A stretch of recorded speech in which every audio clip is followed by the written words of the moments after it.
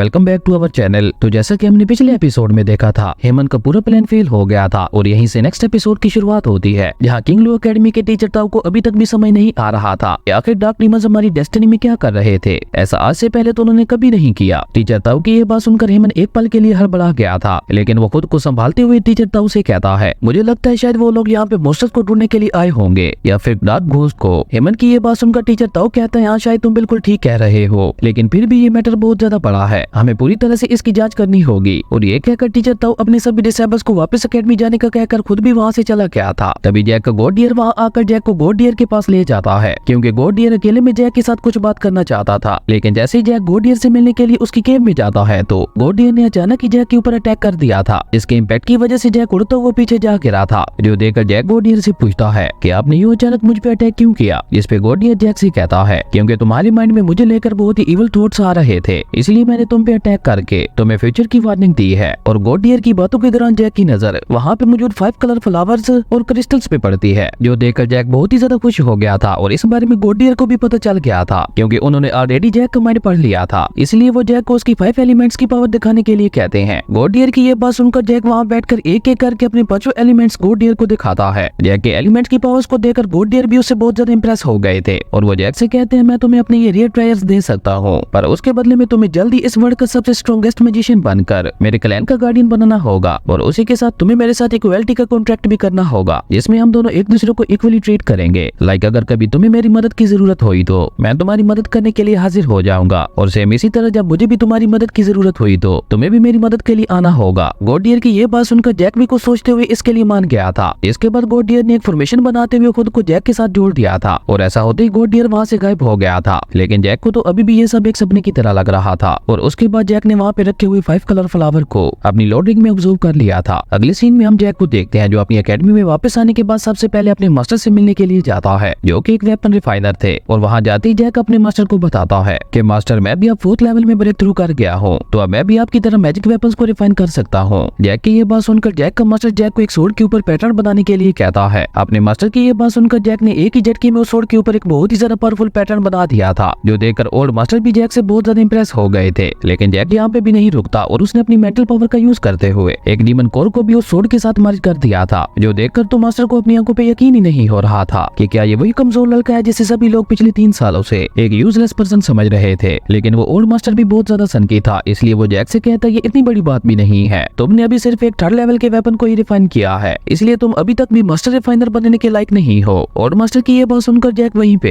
एक 4th level के weapon को रिफाइन करता है, जो कि काफी ज्यादा पावरफुल था। लेकिन वो संकी मास्टर उसमें भी जैक की गलतियां निकालने लगा था, जो देखकर जैक उस ओल्ड मास्टर से कहता है, मास्टर आप कभी तो मेरे काम से खुश हो जाया करें। जिसमें वो ओल्ड मास्टर जैक से कहता है, मुझे लगता है अब मेरे आराम करने का वक्त आ गया है, इसलिए अब मैं ये अपनी शॉप तुम्हारे हवाले करता हूँ। ओल्ड मास्टर की ये बात सुनकर जैक को अपने कानों पे यकीन ही नहीं हो रहा था कि क्या सच में ओल्ड मास्टर ने अपनी ये शॉप मुझे दे दी। उसके बाद वो ओल्ड मास्टर ये सारी बात जाकर किंग लू एकेडमी के प्रिंसिपल को बताता है, जो सुनकर तो पहले प्रिंसिपल को भी यकीन नहीं हो रहा था। लेकिन रिसेंटली हुई फाइट में जैक की पावर को याद करके प्रिंसिपल को भी अब ओल्ड मास्टर की बात पे यकीन होने लगा था। और उसके बाद वो ओल्ड मास्टर प्रिंसिपल से कहता है कि मेरा डिसेबल मेरे ही रास्ते पे चल के मैजिक प्रैक्टिशनर बनेगा, यानी वो मैजिक वेपन्स को रिफाइन करते हुए ही एक मैजिक प्रैक्टिशनर बनेगा। और ये कहकर वो ओल्ड मास्टर प्रिंसिपल को गहरी सोच में छोड़कर वहाँ से चला गया था। अगले सीन में प्रिंसिपल ने जैक को ऑफिशियली तौर पे अपनी एकेडमी का नया मैजिक रिफाइनर अनाउंस कर दिया था, और उसी के साथ प्रिंसिपल टीचर्स को मिलने वाले सारे प्रोटोकॉल्स भी जैक को प्रोवाइड करते हैं। लेकिन तभी हेमंत प्रिंसिपल से कहता है कि मुझे जैक के नए मैजिक वेपन रिफाइनर बनने से ऑब्जेक्शन है, क्योंकि इस लड़के ने जस्ट अभी अभी अपनी पावर्स को रीगेन किया है, और आपने इतनी जल्दी इसको एक मैजिक वेपन रिफाइनर बना दिया। इसलिए मैं चाहता हूँ कि जैक हम सब के सामने एक मैजिक वेपन को रिफाइन करके दिखाए, ताकि मेरे साथ साथ बाकी सभी डिसेबल्स के मन में मौजूद शक भी खत्म हो जाए। हेमंत की ये बात सुनकर जैक भी इसके लिए मान गया था, और देखते ही देखते जैक ने वहाँ पे अपनी लोड रिंग की मदद से